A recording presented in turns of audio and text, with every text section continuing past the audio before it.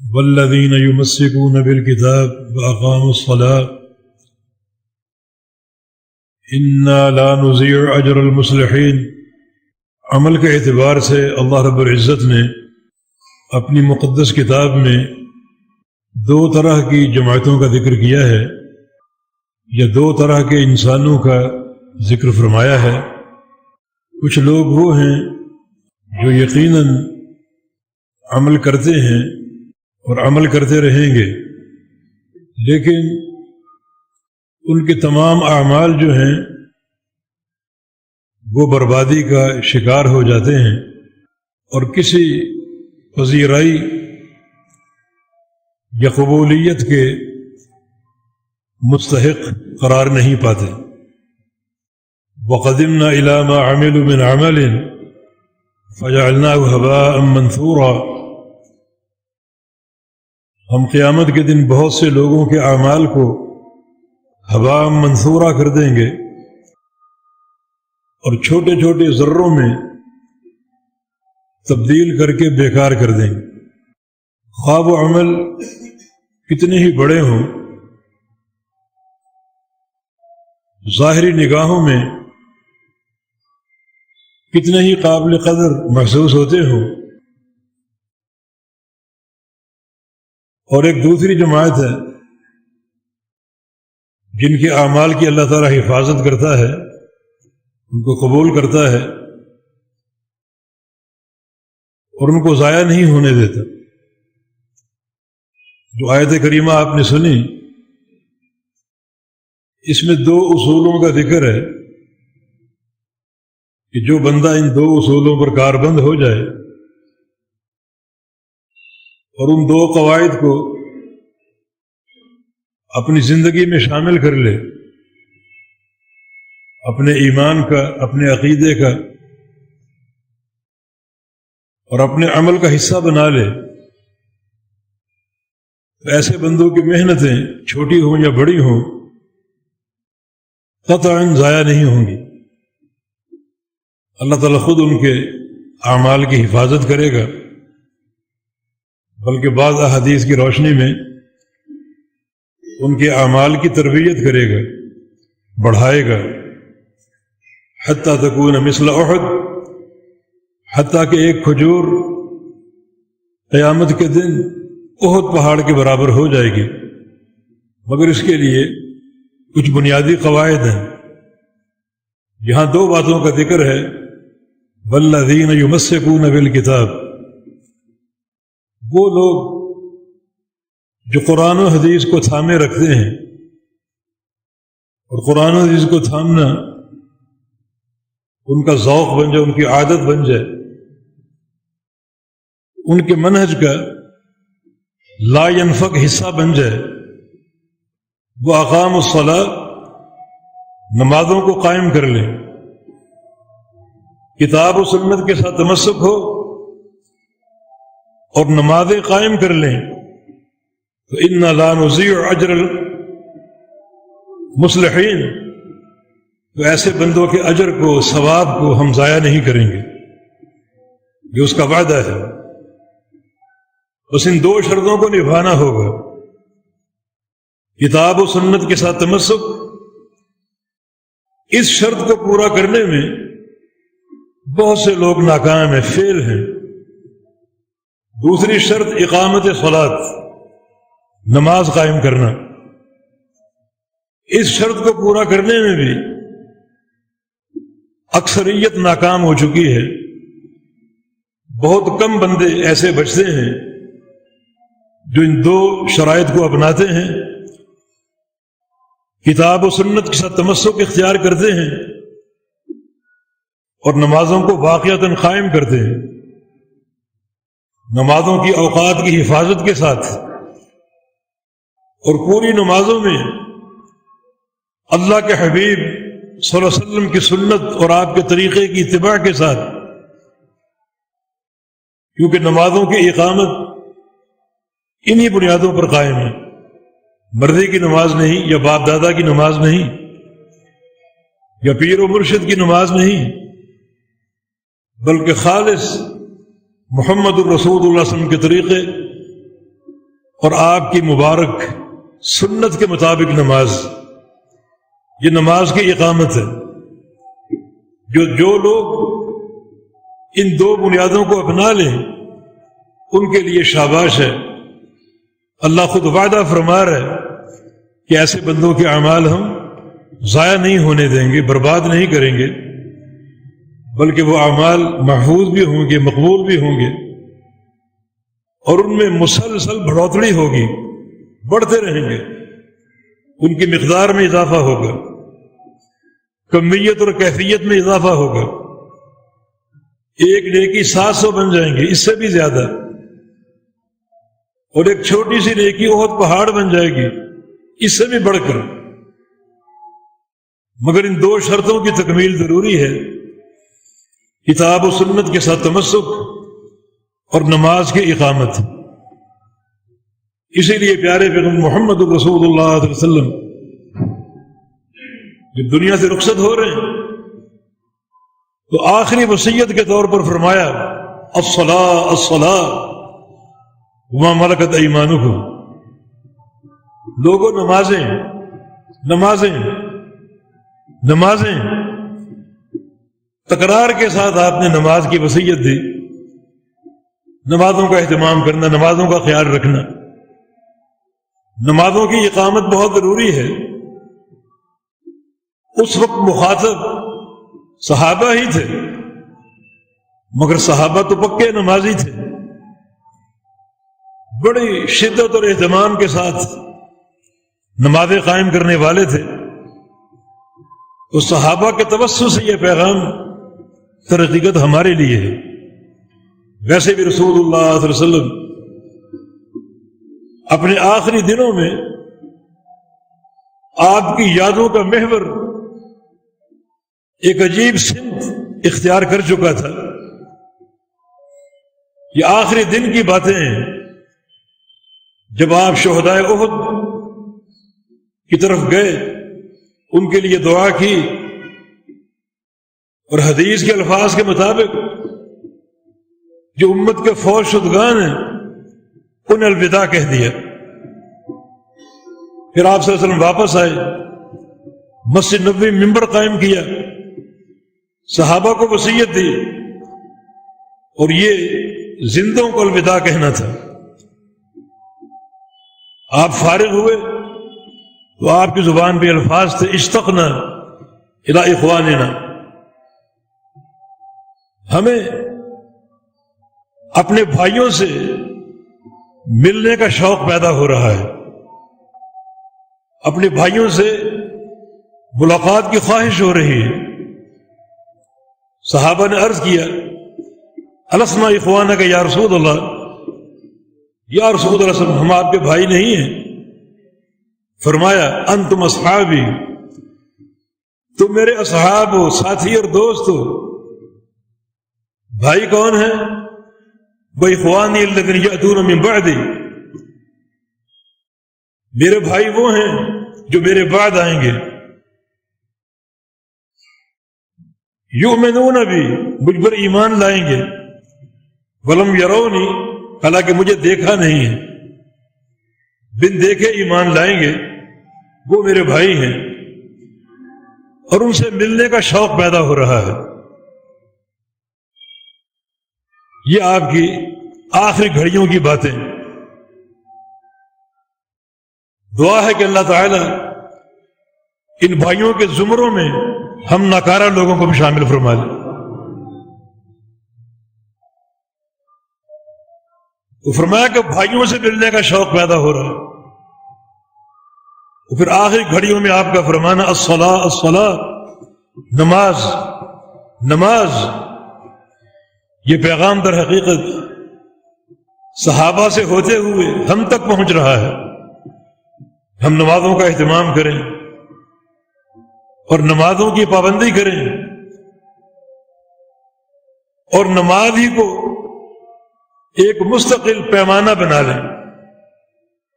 نبی علیہ السلام کے صحابی سلمان فارسی رضی اللہ عنہ فرمایا کرتے تھے الصلاۃ مکیال، نماز ایک پیمانہ ہے، ایک مکیال ہے، جیسے ایک ترازو اشیاء کو تولتا ہے،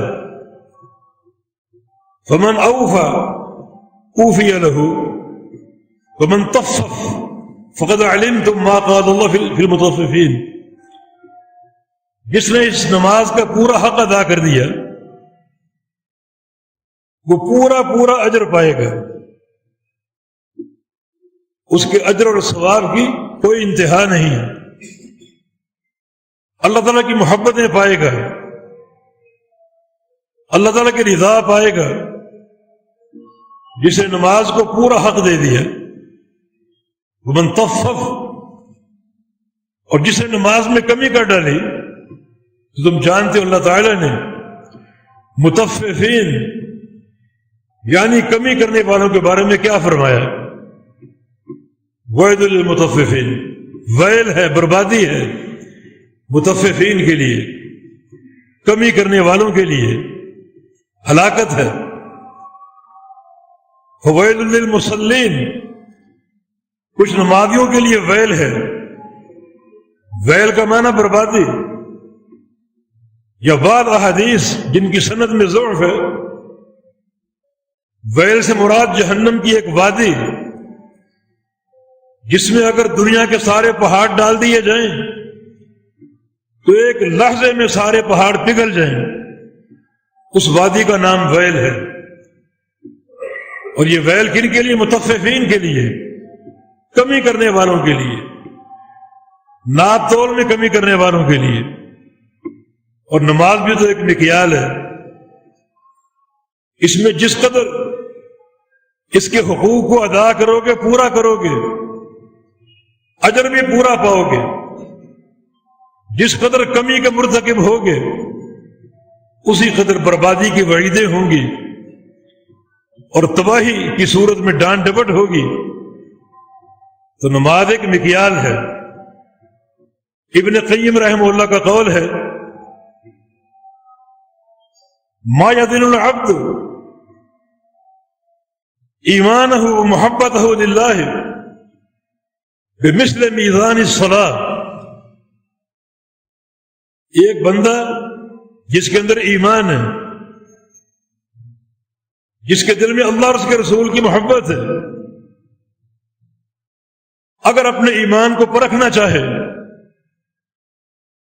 اللہ اور اس کے رسول کی محبت کا پیمانہ معلوم کرنا چاہے کہ ایمان کتنا ہے، محبت کتنی ہے، ماتے اس کو پرکھنے کے لیے، تولنے کے لیے سب سے بہترین میزان جو ہے وہ نماز ہے۔ اپنی نمازوں پر نظر ثانی کرے، کیا اوقات کی حفاظت ہو رہی ہے؟ کیا نمازوں کی ادائیگی میں پیارے پیغمبر کی سنتوں کا اہتمام ہے؟ کیا نمازوں کی ادائیگی میں حضور قلبی اور خشیت الہی موجود ہے؟ یہ ایک پیمانہ بنا لے، اس پیمانے پر اپنے ایمان کو پیش کرے، اللہ اور اس کے رسول کی محبت کو پیش کرے۔ اگر پیارے پیغمبر کی محبت کا دعویٰ ہے تو پیارے پیغمبر تو فرمایا کرتے تھے، جعلت قرۃ عینی فی الصلاۃ، کہ نماز تو میری آنکھوں کی ٹھنڈک ہے۔ اگر پیارے پیغمبر کی محبت کا دعویٰ ہے تو آپ کی وصیت نہیں سنی، الصلاۃ الصلاۃ، نماز نماز نماز۔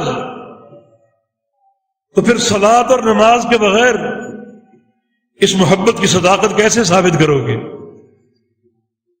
اگر پیارے پیغمبر کی محبت کا دعویٰ ہے تو آپ تو فرمایا کرتے تھے، ارحنا یا بلال بالصلاۃ، بلال ہم کچھ پریشان ہیں، اذان دو تاکہ نماز پڑھ کے راحت پا لیں، پریشانی دور کر لیں۔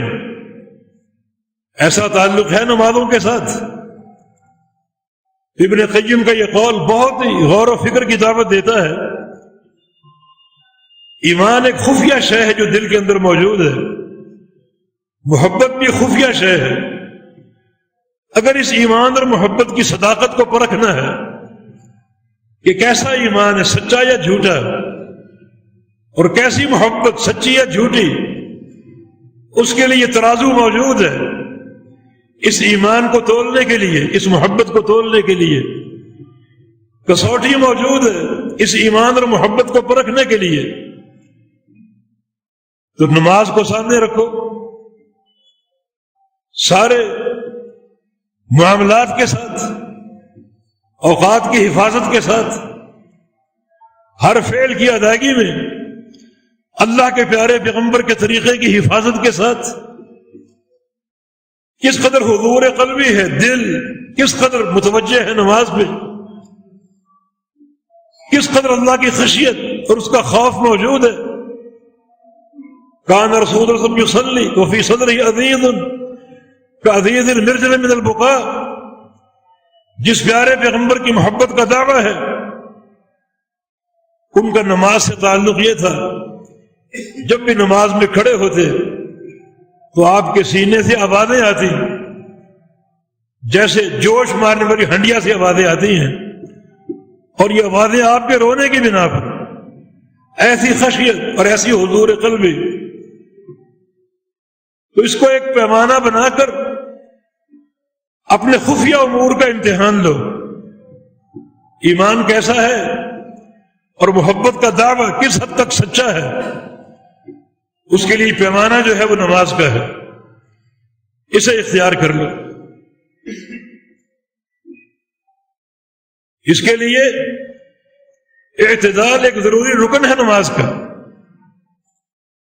ہر رکن اعتدال اور اطمینان کے ساتھ ادا ہو۔ رکوع ہے، سجود ہے، قیام ہے، تشہد ہے، قیام بعد الرکوع ہے، جلسہ بین السجدتین ہے۔ ہر رکن کی ادائیگی ایک مکمل اطمینان کے ساتھ ہو، اعتدال کے ساتھ ہو، جو کہ نماز کا حسن ہے۔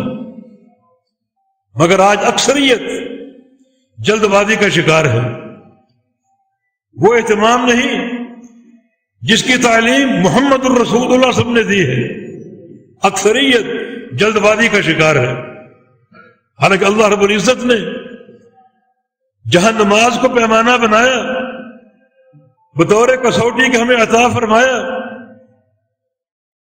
وہاں اسی نماز کو سارے گناہوں سے پاک کرنے کا ذریعہ بنا دیا۔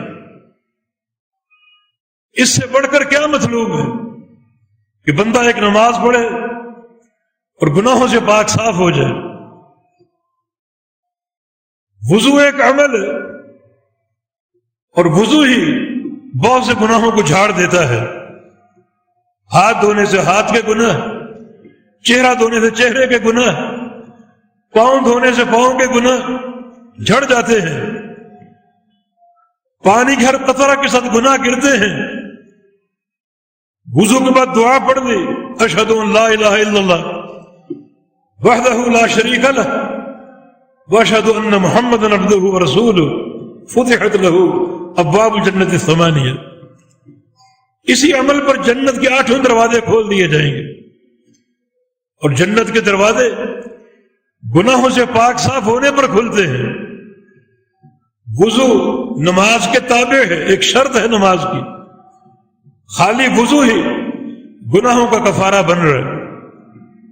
وضو بھی اللہ کے بندوں اہتمام کے ساتھ ہو، یہ نہ ہو کہ وضو کر رہے ہیں اور توجہ دکان اور کاروبار کی طرف ہو، وضو کر رہے ہیں اور ساتھ بیٹھے ہوئے شخص سے گپیں بھی ہانک رہے ہیں۔ لیکن وضو ہی سے اللہ کی خشیت طاری ہو جائے، وضو ہی سے ایک سوچ قائم ہو جائے کہ اللہ تعالیٰ کا فریضہ ادا کرنے جا رہا ہوں، پورا اس کا پروٹوکول ہو، اس فریضے کی طرف پوری توجہ ہو، پورا دھیان ہو، تو ایسے بندے کا وضو جو ہے یقیناً گناہوں کا کفارہ بن جاتا ہے۔ آئیے ایک اور حدیث سنتے ہیں، امام البانی رحمہ اللہ نے اس کو صحیح قرار دیا ہے۔ اذا قام العبد یصلی، جب بندہ نماز میں کھڑا ہوتا ہے، نماز شروع کر دیتا ہے، نماز قائم کر لیتا ہے، نماز میں داخل ہو جاتا ہے، تو اُتِیَ بِذُنُوبِهِ، اس کے گناہ لائے جاتے ہیں۔ فبوزیت علی رأسہ وعاتقیہ، اور وہ گناہ جو ہیں وہ اس کے سر پہ لاد دیے جاتے ہیں اور اس کے کندھوں پر رکھ دیے جاتے ہیں. سارے گناہ اٹھا کر اس نمازی کے سر پہ لاد دیے جاتے ہیں اور اس کے کندھوں پر رکھ دیے جاتے ہیں.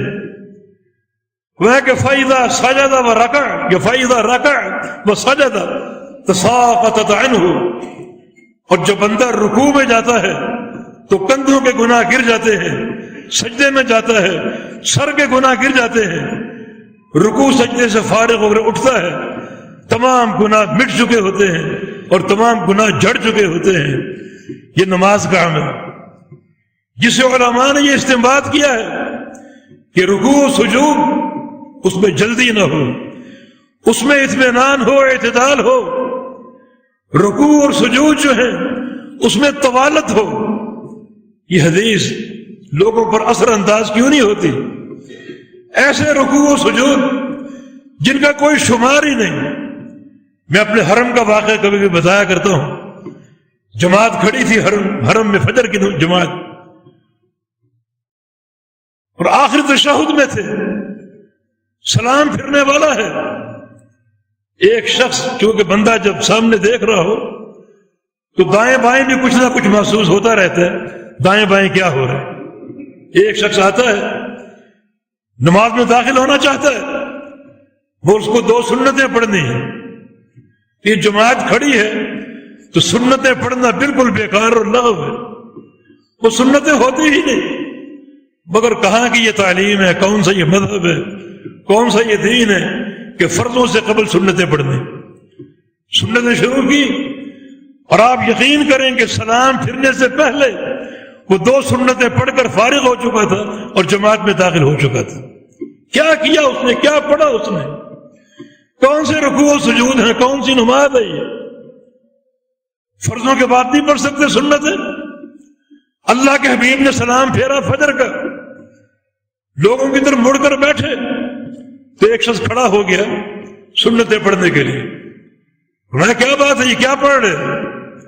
کیا تم فجر کی نماز 2 بار پڑھتے ہو؟ عرض کیا کہ یا رسول اللہ صلی اللہ علیہ وسلم آج میں سنتیں نہیں پڑھ سکا فجر کی، وہ پڑھنے لگا. تو آپ نے خاموشی اختیار کی، اور یہ خاموشی جواز کی دلیل ہے. اللہ کا نبی معصیت پر اور خلاف شریعت پر خاموش نہیں رہ سکتا، یہ اس کا جواز کی دلیل ہے. اب اس شخص نے کہاں سے تعلیم پائی؟ کس نے اس کو یہ ذہن دیا کہ جماعت میں شامل ہونے سے پہلے فجر کی سنتیں پڑھنا ضروری ہے؟ اس نے سنتیں کیا پڑھی، ان کو تہس نہس کر دیا، ستیہ ناس کر دیا. 1 منٹ سے بھی کم حصے میں، بلکہ آدھے منٹ میں 2 رکعت پڑھ کے جماعت میں داخل ہو گیا. انا للہ و انا الیہ راجعون.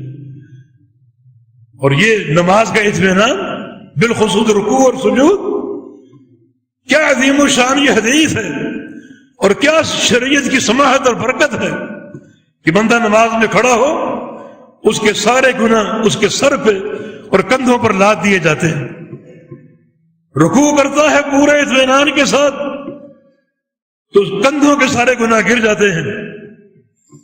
سجدہ کرتا ہے پورے اطمینان کے ساتھ تو سر کے گناہ جھڑ جاتے ہیں. نماز سے فارغ ہوتا ہے بالکل گناہوں سے پاک صاف. وضو اور نماز کا عمل کس قدر گناہوں کا کفارہ ہے. اور پھر یہ رکوع و سجود کی طوالت جو ہے یہ ایک شرعی مطلوب ہے.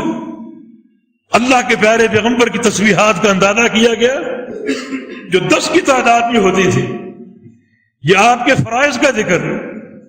باقی آپ نفل پڑھتے، سنتیں پڑھتے تو ان میں تو رکوع سجود اور لمبے ہوتے، لیکن جو کہ فرض میں ایک امام کے لیے یہ تعلیم ہے کہ اس کی جماعت معتدل ہو، کمزوروں کا خیال رکھے، تو پھر بھی آپ کے رکوع اور سجود کی تسبیحات 10 بار شمار کی گئی کہ آپ کا رکوع اور سجود کتنا لمبا ہوتا ہے. جیسے ایک شخص 10 بار تسبیح پڑھ لے، سبحان ربی العظیم، سبحان ربی الاعلی، 10 بار پڑھنے کی مقدار ہوتی، اس قدر طوالت ہوتی.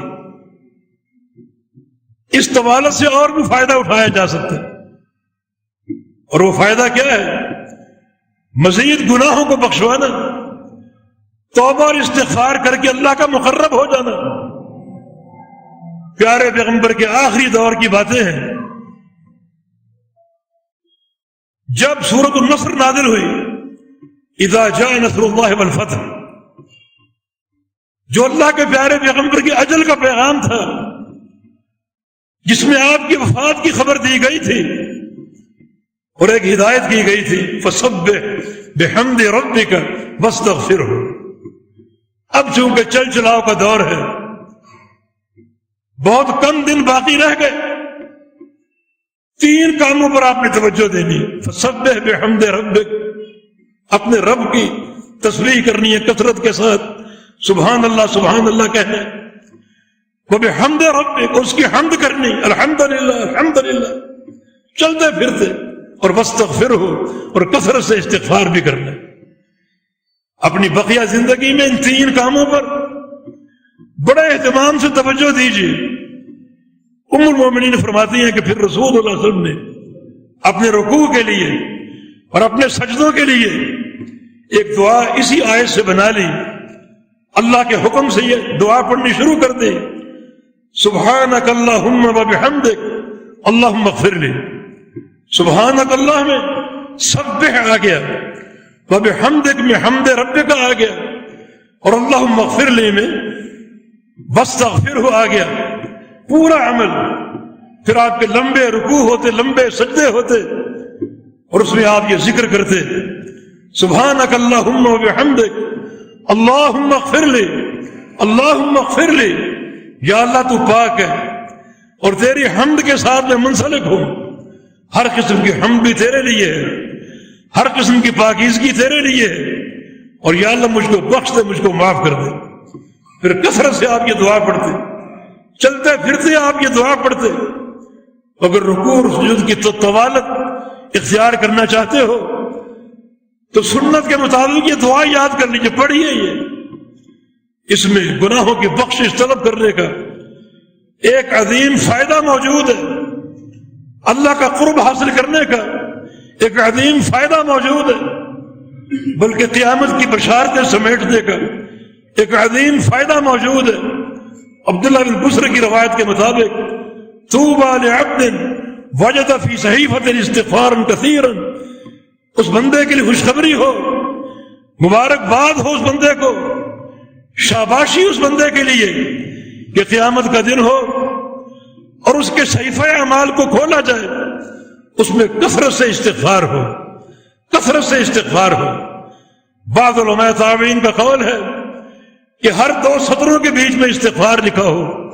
اتنا استغفار، یہ طوالت رکوع اور سجود کی کثرت سے استغفار کرنے کا موقع بن جاتا ہے. رکوع میں انسان اللہ کے قریب ہوتا ہے، سجدے میں اور قریب ہوتا ہے. اس پورے قرب کو اختیار کر کے جب استغفار کرے گا تو اللہ کی محبت اور قرب اس کو مزید حاصل ہوگا گناہوں کی بخشش کے ساتھ. تو پیارے پیغمبر محمد الرسول اللہ علیہ وسلم نے اپنی حیات مبارکہ کے آخری دنوں میں اس دعا کا انتخاب کر کے امت کو تعلیم دے کر ایک عجیب سعادت ہمیں عطا فرما دی. لمبے رکوع و سجود ہو، اللہ کا قرب ہو. اقرب ما یکون العبد من ربہ وہو ساجد، بندہ اپنے پروردگار کے سب سے زیادہ قریب کب ہوتا ہے؟ جب وہ جہاز پہ بیٹھا ہو یا پہاڑ کی چوٹی پر چڑھا ہو؟ نہیں، جب وہ زمین کی تہ میں ہو اور اس کا ماتھا اور ناک زمین سے مس ہو، گھٹنے زمین سے ٹکے ہو، سجدے کی صورت میں، اگرچہ یہ سب سے نیچے ہے مگر سب سے اوپر ہے، اور اس کو اللہ کا قرب حاصل. اس میں اگر دعا ہوگی، دعا کی طوالت ہوگی، کثرت سے استغفار ہوگا تو یہ اللہ تعالیٰ کی محبت کے حصول کا ذریعہ ہوگا. استغفار کے ہتھیار کو استعمال کیوں نہیں کرتے؟ امیر المومنین جناب علی بن ابی طالب کا قول ہے، یعجب من عبد یہلک ومعہ النجات. اس بندے پر تعجب ہے، حیرانگی ہے اور افسوس بھی ہے جو ہلاک ہو جاتا ہے، تباہ ہو جاتا ہے، حالانکہ پورا نجات کا سامان اس کے پاس موجود ہے. نجات کا ساز و سامان اس کے ہاتھ میں تھما دیا گیا ہے. اس کے باوجود اگر کوئی بندہ برباد ہو جائے، ہلاک ہو جائے، جہنم کا ایندھن بن جائے تو بندہ قابل تعجب ہے۔ پوچھا کہ امیر المومنین وہ نجات کا سامان کیا ہے؟ فرمایا کہ الاستغفار، وہ نجات کا سامان استغفار ہے۔ گناہ ہو تو استغفار کر لے، گناہ مٹ جائے گا اور بربادی کا پروگرام ہٹ جائے گا۔ تو یہ نجات کا ساز و سامان موجود ہے پوری قوت کے ساتھ، بغیر کسی شرط کے۔ وہ بندہ قابل تعجبی ہے جس کے ہاتھ مالا مال ہیں ایسے سرمائے سے جو کہ قدم قدم پر نجات فراہم کرنے والا ہے، مگر پھر بھی برباد ہو جائے، جہنم کا ایندھن بن جائے تو بندہ بڑا قابل تعجب ہے، قابل تعجب۔ امام مجاہد رحمہ اللہ عبداللہ بن عباس کے شاگرد تھے، بہت بڑے محدث بھی تھے، قرآن کے مفسر بھی تھے۔ ایک بات بار بار کہا کرتے تھے، این انتم من الممحات، تم ممحات سے کیوں غافل ہو؟ ہر ایک کے ہاتھ میں ممحات موجود ہے، اس سے تم کیوں غافل ہو؟ پوچھا گیا ممحات کیا ہے؟ فرمایا کہ استغفار۔ ممحات کا لفظی معنی وہ ربڑ جو بچے کے ہاتھ میں ہوتا ہے، پینسل سے لکھ رہا ہے، کوئی تحریر کی غلطی ہو گئی، ربڑ سے مٹا دیا۔ فرمایا کہ استغفار بھی ربڑ ہے، ممحات ہے، ریموور ہے، اس سے تم کیوں غافل ہو؟ کوئی غلطی کر جاؤ، ممحات کو اختیار کرو، ممحات کو پکڑ لو، اس غلطی کو کھرچ ڈالو، مٹا ڈالو، ممحات سے کیوں غافل ہو تم؟ تو پھر یہ ایک موقع کتاب و سنت نے فراہم کر دیا، رکوع و سجود میں اللہ کا قرب حاصل ہے، انتہائی قریب ہو چکے ہو، تو اس موقع کو غنیمت جانو، اس کو اختیار کرو۔ نجات پوری قوت کے ساتھ آپ کے ہاتھوں میں ہے، بچاؤ کا ساز و سامان موجود ہے۔ ما کان اللہ لیعذبہم وانت فیہم وما کان اللہ معذبہم وہم یستغفرون، یہ قاعدے موجود نہیں۔ اے حبیب صلی اللہ علیہ وسلم، جب تک آپ موجود ہیں، زندہ ہیں، اللہ اس قوم کو عذاب نہیں دے گا۔ یہ آپ کا وجود اس قوم کی امان ہے، آپ کا وجود اس قوم کی حفاظت ہے۔ اللہ اس قوم کو عذاب نہیں دے گا جب تک آپ موجود ہیں۔ آپ کے انتقال کے بعد ایک امان اور ہے جو اس قوم کو دے رہا ہوں، آپ کی امت کو دے رہا ہوں، اور وہ امان استغفار کی امان ہے۔ جب تک یہ قوم استغفار کرتی رہے گی، استغفر اللہ کہتی رہے گی، اللہ اس قوم کو عذاب نہیں دے گا۔ تو استغفار اس قوم کے عذاب کو ٹالنے والا ہے، اور عذاب کے 3 مقامات، دنیا کا عذاب استغفار کی برکت سے ٹل جائے گا، مرنے کے بعد قبر کا عذاب کثرت استغفار سے ٹل جائے گا، اور جب قیامت قائم ہوگی بہت سے مراحل، جہنم کا عذاب، پل صراط کا عذاب، میدان محشر کی اذیتیں استغفار کی برکت سے ٹل جائے گی۔ تو یہ ایک امان ہے ہمیشہ کا، جب تک آپ کی ذات مبارکہ موجود ہے اللہ اس قوم کو عذاب نہیں دے گا۔ اور آپ کے انتقال کے بعد آپ کی امت کے لیے ایک اور امان، ایک اور تحفہ، کہ جب تک آپ کی قوم استغفار کرتی رہے گی اللہ اس قوم کو عذاب نہیں دے گا۔ تو استغفار کا اس سے بہتر کیا موقع ہو سکتا ہے؟ اللہ کے پیارے پیغمبر کا فرمان ہے کہ سجدے میں انسان اللہ کے قریب ہو جاتا ہے۔ چھانٹ چھانٹ کے دعائیں کرو، اور سب سے اعلیٰ دعا استغفار کی صورت میں اور گناہوں کی بخشش کی صورت میں۔ یہ رکوع اور سجود میں جلدی ٹھونگے مارنا، ٹکرے مارنا، کوئی ایسی نماز کا فائدہ نہیں۔ نماز کی برکتوں سے یہ محرومی کی علامتیں ہیں، جب کہ رکوع میں طوالت ہو، سجدے میں طوالت ہو، تسبیحات ہوں، تحمیدات ہوں، اور کثرت سے استغفار ہو، تو یہ استغفار اپنے طور پر اس کے فائدے ہیں کہ بندہ بالکل گناہوں سے پاک صاف ہو جاتا ہے۔ وہ حدیث بطور تذکیر کے پھر سن لیجئے، اذا قام العبد یصلی، جب بندہ کھڑا ہوتا ہے نماز کے لیے، نماز میں داخل ہو جاتا ہے، اتی بذنوبہ، اس کے گناہ لائے جاتے ہیں، فوضعت علی رأسہ وعاتقیہ، اور وہ گناہ اس کے سر پہ لا دیے جاتے ہیں اور اس کے کندھوں پر رکھ دیے جاتے ہیں، اور فرمایا کہ فَكُلَّمَا رَكَعَ سَجَدَ تَسَاقَطَتْ عَنْهُ، جب بندہ رکوع کرتا ہے، رکوع وہ جب مطابق سنت ہو، اللہ کے حبیب کے طریقے کے مطابق ہو، اس میں اگر اعتدال ہی نہ ہو تو اس کا ہونا اور نہ ہونا برابر ہے، کیونکہ پیارے پیغمبر کے سامنے ایک عام شخص نے نہیں بلکہ ایک صحابی نے نماز پڑھی، رکوع میں جلدی کر گیا، سجدے میں جلدی کر گیا، فرمایا کہ ارجع فصلی فإنک لم تصلی، جاؤ دوبارہ نماز پڑھو، یہ نماز نہیں ہوئی، یہ نماز ہوئی ہی نہیں، قابل قبول ہی نہیں، اس نماز کا وجود ہی نہیں، اس کا ہونا اور نہ ہونا برابر ہے۔ اس نے پھر پڑھی، 3 بار پڑھی، تینوں بار یہی فرمایا کہ نہیں ہوئی نہیں ہوئی نہیں ہوئی۔ پھر آخر اس درخواست کہ مجھے سکھا دیجئے، مجھے تعلیم دے دیجئے، تو اللہ کے پیارے پیغمبر نے تعلیم دی۔ اس میں حدیث آپ پڑھیے، رکوع و سجود میں خاص طور پہ اعتدال کا ذکر ہے، لمبا رکوع ہو، لمبے سجدے ہوں، تو کتنا عظیم الشان فائدہ۔ گناہ سر پہ لاد دیے گئے، کندھوں پہ رکھ دیے گئے، اب اگر رکوع کرتا ہے اور مسنون رکوع ہو اللہ کے حبیب کے طریقے اور آپ کی سنت اور آپ کی تعلیم کے مطابق، بلکہ اعتدال تو رکوع کے ارکان میں سے ایک رکن ہے، چنانچہ لمبا رکوع ہو، اعتدال اور اطمینان کے ساتھ رکوع کر کے اٹھے گا تو کندھوں کے گناہ گر چکے ہوں گے۔ پھر وہ سجدے میں گر جائے، سجدہ بھی طویل ہو، اطمینان اور اعتدال کے ساتھ، اور اللہ کے حبیب کی سنت کے مطابق جب وہ سجدہ کر کے اٹھے گا سر کے گناہ بھی جھڑ چکے ہوں گے اور گناہوں سے بالکل پاک صاف ہو جائے۔ پھر رکوع و سجود میں جو دعائیں کر رہے، استغفار کی دعائیں، گناہوں کی بخشش کی دعائیں، یہ ایک اضافی عمل ہے۔ ایک بندہ اگر استغفار کی دعا کرے، گناہ اگر موجود ہیں تو گناہ جھڑ جاتے ہیں، گناہ اگر موجود نہ ہو پھر بھی استغفار کی دعا کرے تو جنت میں درجات بلند ہوتے ہیں، اجر و ثواب میں اضافہ ہوتا ہے، جنت کے مدارج میں چڑھتا ہی جاتا ہے، فائز ہوتا ہی جاتا ہے۔ یہ برکات اس استغفار کی، اس عظیم الشان عمل کی، یقیناً یہی نماز قابل قبول ہے۔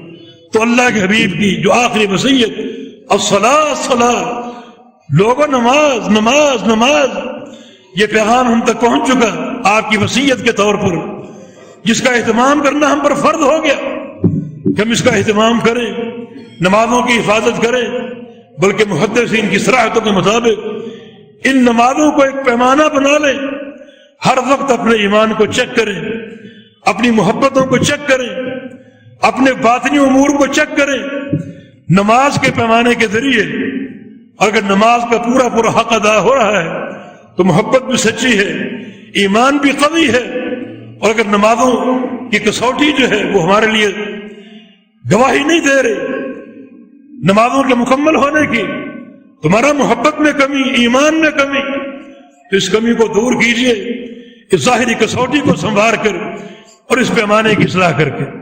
اللہ تعالیٰ ہمیں سچا اور پکا نمازی بنا دے، نمازوں کے اوقات کی پابندی کی توفیق دے دے۔ اللہ ہماری نمازوں کو اپنے خوف سے بھر دے، اپنی خشیت سے بھر دے۔ اللہ ہمیں توفیق دے ہماری نمازیں باپ دادا کے طریقے پر نہ ہوں بلکہ اللہ کے حبیب کی سنت کے مطابق ہوں۔ اللہ ہمیں توفیق دے ہماری نمازیں پیر و مرشد کی تعلیم کے مطابق نہ ہوں بلکہ قرآن و حدیث کے مطابق ہوں، وہی نمازیں قابل قبول ہیں۔ اقول قولی ھذا واستغفر اللہ لی ولکم وآخر دعوانا ان الحمد للہ رب العالمین۔